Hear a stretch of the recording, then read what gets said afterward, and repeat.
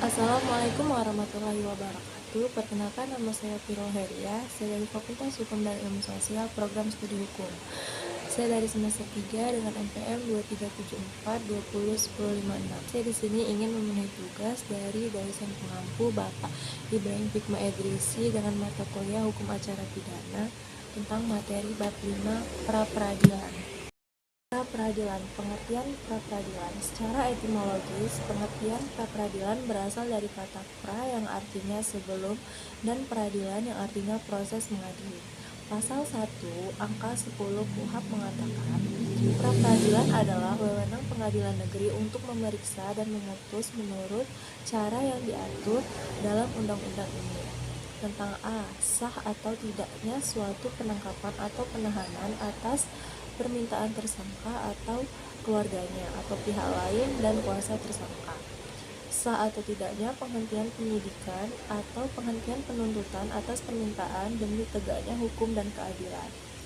Yang ketiga, ganti kerugian atau rehabilitasi oleh tersangka atau keluarganya atau pihak lain atas kuasanya yang perkaranya tidak diajukan ke pengadilan. Berdasarkan pasal-pasal terkait KUHP dapat dijelaskan secara yuridis, pasal pra-peradilan merupakan lembaga yang diberi wewenang sebagian wewenang pengadilan negeri untuk memeriksa dan memutus. Yang pertama, sah atau tidak sahnya. Pasal 7 huruf A KUHP.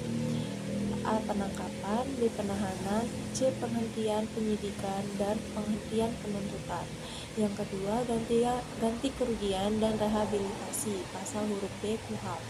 Yang ketiga, tuntutan ganti kerugian oleh tersangka atau ahli warisnya atas penangkapan atau penahanan serta tindakan lain tanpa alasan yang berdasarkan undang-undang atau karena kekeliruan mengenai orang atau hukum yang diterapkan sebagaimana dimaksud dalam ayat 1 yang perkaranya tidak diajukan ke pengadilan negeri diputus di sidang pra-peradilan sebagaimana dimaksud dalam pasal 77, pasal 95 ayat 2 KUHP. Berdasarkan penjelasan pasal 95 ayat 1 KUHP disebutkan bahwa yang dimaksud dengan kerugian karena dikenakan tindakan lain ialah kerugian yang ditimbulkan oleh A. Pemasukan rumah yang tidak sah menurut hukum, yang B. Penggeledahan yang tidak sah menurut hukum, dan C. Penyitaan yang tidak sah menurut hukum, dan D. Penahanan yang lebih lama daripada pidana yang dijatuhkan. 4. Permintaan rehabilitasi oleh tersangka atas penangkapan atau penahanan tanpa alasan yang berdasarkan undang-undang atau kekeliruan mengenai orang atau hukum yang diterapkan sebagaimana dimaksud dalam pasal 95 ayat 1 yang perkaranya tidak diajukan ke pengadilan negeri diputus oleh hakim pra-peradilan yang dimaksud dalam pasal 77 pasal 97 ayat 3 KUHP. Yang kelima, putusan nomor 21 PUU 12/2014 pasal 77 huruf A Undang-Undang nomor 8 tahun 1981 tentang hukum acara pidana bertentangan dengan Undang-Undang Dasar Negara Republik Indonesia tahun 1945 sepanjang tidak dimaknai, termasuk penetapan tersangka, penggeledahan, dan penyitaan. Berdasarkan putusan Mahkamah Konstitusi ini, maka penetapan tersangka juga menjadi objek pra-peradilan. Pihak-pihak yang berhak mengajukan permohonan pra-peradilan yang pertama, tersangka atau keluarga atau penasihat hukumnya, yang kedua penyidik, yang ketiga penuntut umum, dan yang keempat pihak ketiga. Fungsi, karakteristik, dan proses pemeriksaan pra-peradilan. Yang pertama, fungsi pra-peradilan ada kontrol vertikal dan horizontal. Kontrol vertikal yang pertama dari faktor eksternal. Makna fungsi kontrol vertikal eksternal di sini artinya masyarakat, dalam hal ini tersangka dan atau pihak ketiga, dapat mengontrol kinerja dari penyidik dari kejaksaan.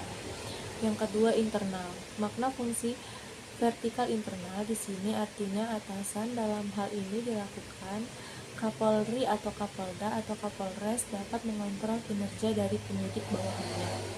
Jaksa Agung atau Kepala Kejaksaan Tinggi mengontrol kinerja aparat kejaksaan di bawahnya. Kontrol horizontal maknanya antar aparat penyidik dan penuntut umum dapat saling mengajukan permohonan pra-peradilan. Yang kedua, pra-peradilan adalah perkara pidana oleh karena membahas masalah proses peradilan pidana. Namun demikian, prosesnya bersifat perdata atau kontradiktor, saling menjawab. Hal ini diatur dalam pasal 101 KUHP. Putusan hakim berbentuk penetapan. 6. Dalam hal suatu perkara sudah mulai diperiksa oleh pengadilan negeri, sedangkan pemeriksaan mengenai permintaan kepada pra-peradilan belum selesai, maka permintaan tersebut gugur. Hal ini membawa konsekuensi bahwa terdakwa tidak dapat mengajukan permohonan pra-peradilan berdasarkan surat edaran Mahkamah Agung nomor 14 tahun 1983, menegaskan bahwa hakim tidak dapat pra-peradilankan. Upaya hukum atas putusan pra-peradilan. Berdasarkan pasal 83 ayat 1 dan ayat 2 KUHP, maka terhadap semua putusan pra-peradilan tidak dapat dimintakan banding ke pengadilan tinggi, dengan perkecualian tidak sahnya penghentian penyidikan atau tidak sahnya penghentian penuntutan. Hal ini mengandung makna bahwa berdasarkan pasal 83 ayat 2 KUHP ini, maka pra-peradilan yang menetapkan tidak sahnya penghentian penyidikan atau tidak sahnya penghentian penuntutan, maka dapat dimintakan banding ke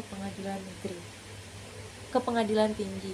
Mahkamah Konstitusi melalui putusan nomor 65 PUU 9/2011 menyatakan bahwa pasal 83 ayat 2 KUHP bertentangan dengan Undang-Undang Dasar 1945 dan tidak mempunyai kekuatan hukum mengikat.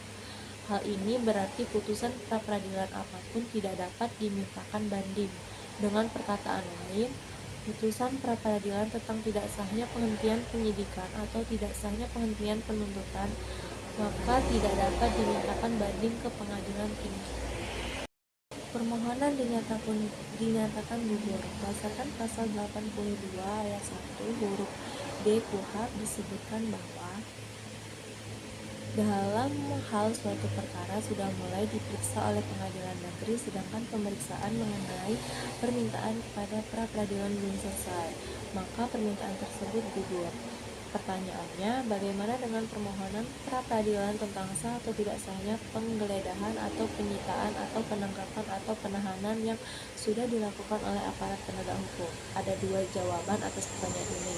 Yang pertama, penggeledahan atau penyitaan atau penangkapan atau penahanan yang sudah dilakukan oleh aparat penegak hukum dikatakan sah manakala tersangka yang kemudian menjadi terdakwa ternyata terbukti secara sah melakukan tindak pidana yang disangkakan dan didakwakan kepadanya. Putusan ini sudah berkekuatan hukum tetap. Yang kedua, penggeledahan atau penyitaan atau penangkapan atau penahanan yang sudah dilakukan oleh aparat penegak hukum dikatakan tidak sah manakala tersangka yang kemudian menjadi terdakwa ternyata tidak terbukti secara sah melakukan tindak pidana yang disangkakan kepadanya. Artinya, terdakwa dibebaskan. Putusan ini sudah berkekuatan hukum tetap. Yang ketiga, manakala belum inkrah, maka belum dapat diketahui sah atau tidak sah penggeledahan atau penyitaan atau penangkapan atau penahanan yang sudah dilakukan oleh aparat penegak hukum. Proses perdata. Sebagaimana sudah diuraikan di atas bahwa proses pemeriksaan permohonan pra-peradilan dilaksanakan berdasarkan hukum perdata. Hal ini mengandung konsekuensi. Yang pertama, kebenaran yang dicari adalah kebenaran formil, artinya yang dicari adalah bukan kebenaran material. Berdasarkan pasal 164 KIR, maka alat bukti yang pertama kali dalam hukum acara perdata adalah surat. Yang kedua, pra-peradilan berdasarkan pada hakikatnya berbicara masalah prosedural, yaitu tentang syarat-syarat penggunaan upaya paksa yang berupa syarat untuk melakukan penggeledahan, penyitaan, penangkapan, dan penahanan. Dengan demikian, dengan proses yang mengacu kepada hukum acara perdata tersebut tidak menutup kemungkinan pada saat dilakukan upaya paksa belum ada surat perintah. Surat perintah baru diketik setelah dilaksanakan upaya paksa dan diberi tanggal mundur sebelum dilakukannya upaya paksa. Misalnya, Seseorang ditahan tanggal 5 Januari 2015. Surat perintah baru diketik tanggal 6 Januari 2015. Tetapi surat diberi tanggal 4 Januari 2015. Secara material, surat perintah tersebut tidak sah. Namun secara formil, surat tersebut sah. Sehingga seringkali permohonan pra-peradilan gagal. Itu saja, sekian materi yang dapat saya sampaikan. Billahi fisabilillah, fastabiqul khairat. Wassalamualaikum warahmatullahi wabarakatuh.